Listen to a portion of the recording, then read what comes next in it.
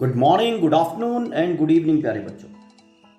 Now moving ahead with rotational motion. Today we will be discussing about the concept of torque. Now you must be thinking, what basically is torque? Do you know this? Answer is no. This is a completely new term for you. Okay, now torque basically is, in case of linear motion, the enforcement which produces the linear motion, we talk about as force. Mean the enforcement producing linear motion is called as force.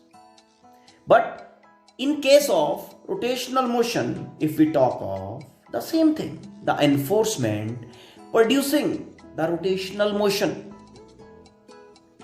enforcement producing the rotational acceleration, okay, that is basically the rotational force, okay, and that is called as torque.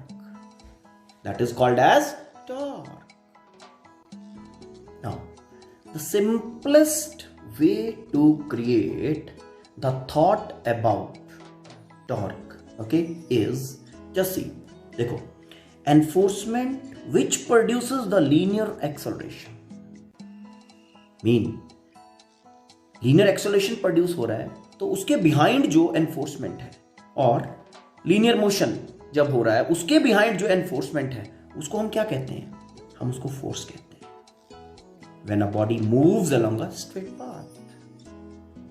Similarly, okay, the enforcement, okay, producing the angular acceleration. When the body is rotating, the rotational acceleration, basically the angular acceleration and the angular motion.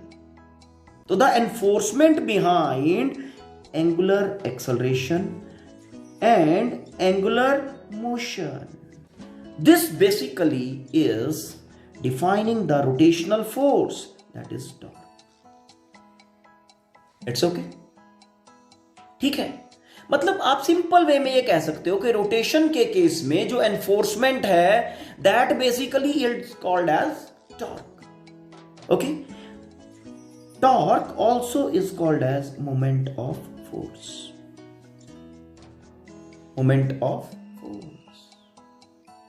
It's okay? See, why we felt the need of defining torque. हमें torque को define क्यों करना पड़ा? देखो, suppose we have a spherical body. It's okay? We have a spherical body. ठीक है, अर्थ का example ले सकते हो. The center of mass of that body is here. ठीक है, रोटेटिंग अराउंड दिस एक्सिस, इस एक्सिस के अराउंड रोटेट कर रहा है. ठीक, नाउ इसको linear motion point of view से देखते हैं. इसके सेंटर ऑफ मास में कोई मूवमेंट है? Yes, there is no movement in centre of mass as the body is rotating around the axis, the given axis. अब जब इसके सेंटर ऑफ मास के अंदर कोई मोशन नहीं है, as the centre of mass is not moving, तो आप external force acting on this body, okay, what can you say about the external force acting on this particular body? So what obvious, you will be saying the same thing, कि as the center of mass is not moving, the external force acting on the body should be equal to 0. Now, when the spherical body moves around the axis, any axis of rotation, center of mass remain at rest, mean it is stationary, which directly predicts that either no external force acts on the body or vector sum of all external forces acting on the body should be equal to 0. अब देखो, आपने कहा vector sum of all external forces acting on the body is equal to 0. ठीक है ना? अब centre of मास अपनी जगह पे ही है. क्या इस बॉडी ने रोटेट करना बंद कर दिया है? हाँ, this body is rotating. This body is rotating, और मैं इसके साथ में अटैच करता हूं कि this body is moving around the axis of rotation with angular acceleration alpha. Okay, तो यहां से हमें एक एक थॉट आता है कि yes, the body can have angular acceleration, the body can rotate even in the situation when net external force acting on the body is equal to 0.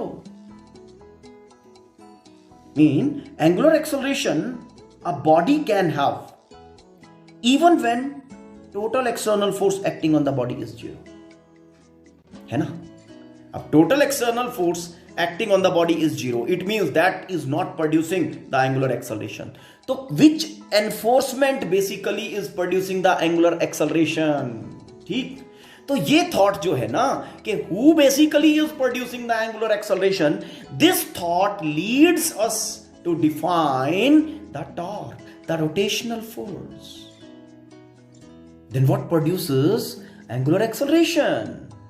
बड़ा सिंपल सा आंसर है इसका, दिस इज टॉर्क। ओके, तो समझ में शायद आपको अब आया हो कि हमें टॉर्क को डिफाइन क्यों करना पड़ा, और फिर टॉर्क को अगर कहा जाए कैसे, who produces basically the torque? Torque is produced by a force. Okay, ठीक बेटा। So how to define torque? Torque बड़ा सिंपल सी बात है। देखो, torque is a kind of entity which produces the effect of rotation, which produces the effect of rotation. It is written by tau. It is a Greek letter written by tau, and this is equal to the force producing the rotation multiplied by the perpendicular arm of rotation. Perpendicular arm of rotation. Now you must be thinking, ये perpendicular arm of rotation क्या चीज है ना? देखो, बड़ा simple सा situation लेता हूं। Suppose this is a rod, ये एक रॉड है, फाइन, ठीक है। रॉड का रॉड, यहां पे हमने इसको फोर्स लगाया F, ठीक है। दिस पॉइंट इज फिक्स्ड, तो क्या है, हम फोर्स लगा रहे हैं तो ये इस पॉइंट के अराउंड इस तरह से रोटेट करेगा, ठीक है। तो टॉर्क लिखने के लिए what we will be doing, देखो यहां से फोर्स को एक्सटेंड करो एंड आर का component which is perpendicular to force, ये लो, ये आ गया बेटा। ओके, तो this O N, angle between, देखो एफ एंड अपना जो आर है, this is your R vector this way, like this F. So angle between R and F basically is this theta. Yes, angle between R and F is theta. ये अपना F line है, this is R line. So this is angle between and this same. So this is theta, angle between R and F, R vector. It's okay. If this angle is theta, then what will be this? ON. From this right angle triangle, we will be, having this ON as R sine of theta.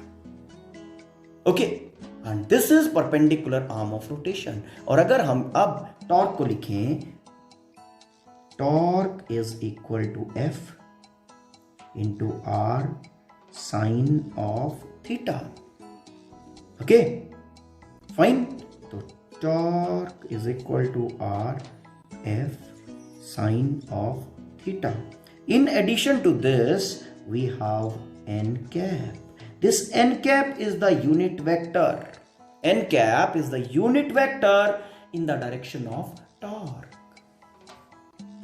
So torque is a vector quantity. और इस situation में हम torque को लिख सकते हैं, क्योंकि R and F ये दोनों भी वेक्टर हैं, साइन थीटा अटैचमेंट है साथ में, एन कैप डायरेक्शन, मैग्नीट्यूड एंड डायरेक्शन, तो मैं this side also is vector basically. तो tau is equal to r cross F. Torque can be written as cross product of are and F. It's okay. तो अब यहां से अगर आप टॉर्क का डायरेक्शन निकालना चाहो तो cross product of are and F will be giving you direction of torque. It's okay, R cross F. इस सिचुएशन में अगर हम बात करें R cross F, R is this way, F is this way, तो टॉर्क कहां पे होगा? R cross F. हमें फिंगर्स को कर्ल करना है राइट हैंड की, ठीक है ना, कहां से कहां? R to F, like this. ये देखो आर टू एफ, इसी तरह से कर्ल करेंगे ना, लाइक दिस, और थंब हमारा परपेंडिकुलरली अप। तो यहां पे इस सिचुएशन के अंदर जो हमारा टॉर्क होगा that will B perpendicularly out from the page. कहां एक्ट करेगा? कहां एक्ट करेगा? along the axis of rotation, along the axis of rotation. This is the axial vector basically.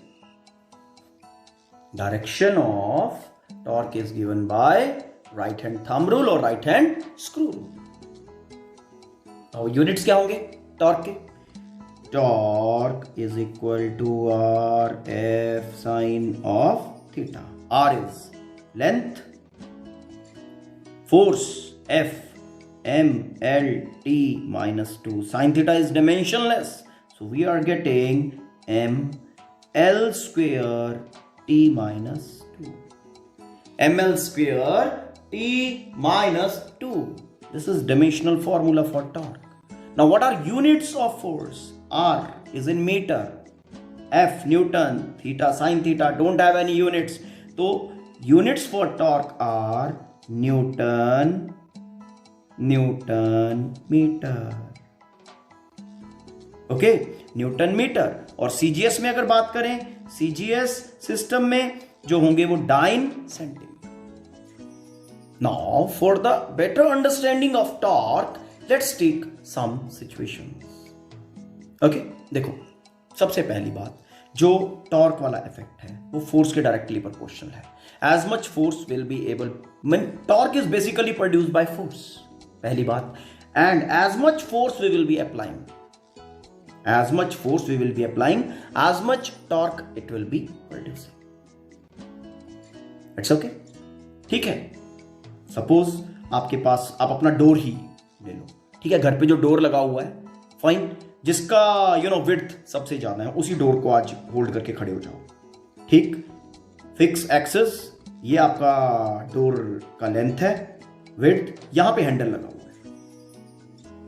एक बार उसको आराम से थोड़ा फोर्स लगा के, ठीक है ना, 10 न्यूटन सपोज आपने फोर्स लगाया, फिर उसको पुश कर दो, पुल करो, पुल करके वो थोड़ा सा रोटेट करेगा, इतना रोटेट कर गया सपोज करो, ठीक है, दिस मच रोटेशन। अब क्या करना है, अब same door, okay, apply more pull, ठीक है, ज्यादा पुल अप्लाई किया, जोर से एकदम से पुल किया उसको, 20 न्यूटन। अब क्या होगा, it will be rotated by more angle.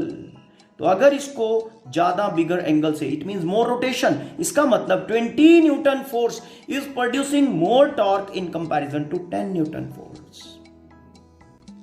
It's okay, ठीक है, it means more force produces torque. Then angle, this also, angle between R and F, this also affect the torque. अब देखो, ये तो फर्स्ट सिचुएशन था अपना। Second situation में हम क्या करते हैं, वही डोर है आपका, सेम डोर, उसी डोर को आपको, ये डोर है, यहां पे हैंडल लगा हुआ है, यहां पे, now pull this door, okay, applying force like this, इस तरह से डोर के बिल्कुल पैरेलल, और फिर जितना जोर आप लगा सकते हो, फील कितना रोटेशन है। What you will be finding in this situation, no rotation. No rotation. No rotation mean no torque. No torque. Repeat the same thing with the same door. ठीक है, डोर, ये डोर का handle लगा हुआ है। Now apply apply the pull to this particular door by applying a force like this. हाँ जी, इस case में रोटेशन मिलेगा, कोई करके देखो आराम से, ठीक है ना, नथिंग टू, कुछ भी आपको क्रैम नहीं करना है, try to understand the thing by applying. यहां पे भी आपको नो रोटेशन मिलेगा, no rotation. No rotation mean no torque. No torque. Fine. Now what to do? Apply, the force to the handle exactly perpendicular. ये force apply करो theta 90 पे. ठीक. Now what you will be getting? यहां पे door एकदम से आपके साथ चलेगा. Main force is able to produce the torque. अब इस एंगल को आप 90 से कम कर दो, ठीक है ना, तो फोर्स चाहे आप सेम अप्लाई करना, but rotational effect produce will be small. You will be getting the maximum rotational effect produced when the theta value of theta will be equal to 90. Okay, if angle will be less than 90, then rotational effect produced will be lesser. Now come over to the main statement. Torque is equal to RF sine of theta. When this theta is 0, theta is equal to 0 degree. Sine of 0 degree is equal to 0. It means torque is equal to 0. First situation. Now, second situation, theta 180 degree. Sine of 180 degree is equal to again 0. Torque is equal to 0. The torque produced is maximum for a value of R and F. Okay, कब? When sin theta will be giving the maximum value. The maximum value sin theta gives when theta is equal to 90 degree. When theta is equal to 90 degree, the sin theta is equal to maximum. And यही situation है. देखो आप जब आप handle को पुल करते हो, ठीक है ना, डोर के परपेंडिकुलर फोर्स लगा के when the things are pulled, when the door is pulled, तो आपका डोर easily रोटेट करता है. Mean that force applied perpendicular to the arm of a door produces maximum torque. तभी तो easy rotation हो जाता है. It's okay. Now let's take one more situation clearing the things about R. You take an example of जो आपको suppose करो नट, जो would के अंदर नट लगे होते हैं, स्क्रू ड्राइवर से ओपन करते हैं ना, ठीक. चलो ये आपका नट है, उसमें ये लाइन होता है, यहां पे हम स्क्रू ड्राइवर का जो एज होता है वो फंसा के, ठीक है, उसको रोटेट करते हैं. नाउ छोटे हैंडल का, पतले हैंडल का, ये सपोज करो हैंडल का डायमीटर है दिस मच, इतना थिक एक स्क्रू ड्राइवर का हैंडल है. अब उसको यहां पे रखा और उसको घुमाना शुरू कर दिया, ठीक. This is screw driver 1. ये स्क्रू ड्राइवर 1 है जिसका इतना थिक हैंडल है. दूसरे सिचुएशन में क्या करना है, स्क्रू ड्राइवर लेना है थिकर, ये लो. नाउ अब हमने क्या किया, हमने स्क्रू ड्राइवर लिया which is having a thicker, okay, क्या हैंडल. अब थिकर हैंडल मतलब मोर, आप एज के ऊपर फोर्स लगाओगे ना, तो ये लो, जहां फोर्स लगा रहे हो लेंथ ऑफ रेडियस, ठीक है ना, विल बी मोर, तो that will be producing more torque. The same force आप यहां पे अप्लाई करो, सेम फोर्स यहां अप्लाई करो. Same force applied in the situation will be producing lesser torque. Why? Because R is less. R is more torque it will be producing. और ये वाला जो स्क्रू ड्राइवर है आपका easily will be able to lose this screw. इस screw को बड़े आराम से जो वुड में लगा हुआ है ओपन कर देगा. आप लोगों ने प्लम्बर्स को देखा होगा, प्लम्बर्स को पाइप को टाइट करने के लिए, सपोज करो ये पाइप है, okay, this is the pipe.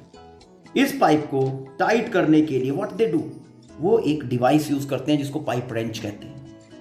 Okay, क्या करते हैं, वो पाइप में यहां पे लगाते हैं, ओके, उसमें जॉज होते हैं, इस तरह से डबल जॉज होता है लाइक दिस, ठीक है, and the things are like this.